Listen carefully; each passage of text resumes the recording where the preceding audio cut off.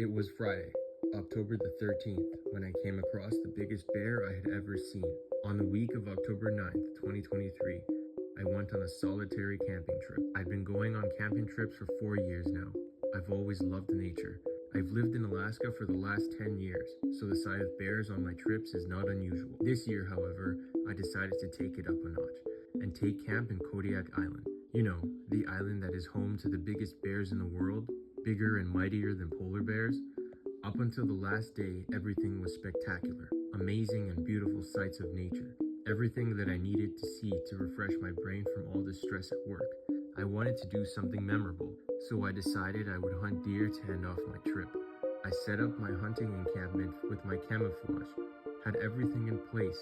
Now all I had to do was wait. I'd been observing where the deer go by for the past 4 days, so I settled in an area about 100 feet away from a tree to make myself even less visible. It was about 9 a.m. at around the hour that the deer came out of the woods to eat in the fields.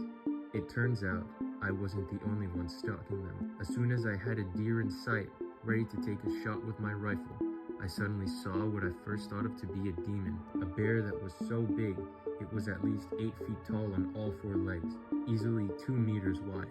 And worst of all, it was camped right there by the tree that was only 100 feet away from me.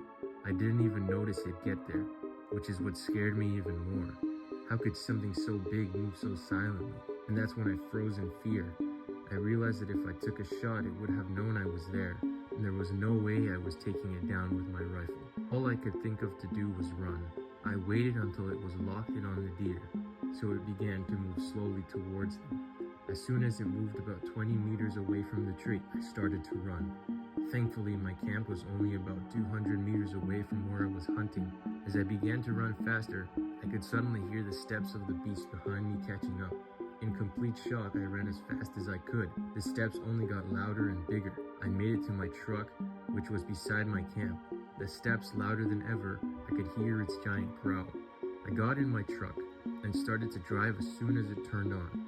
In those last few seconds of getting away, the beast hit the back of my trunk with its massive paw.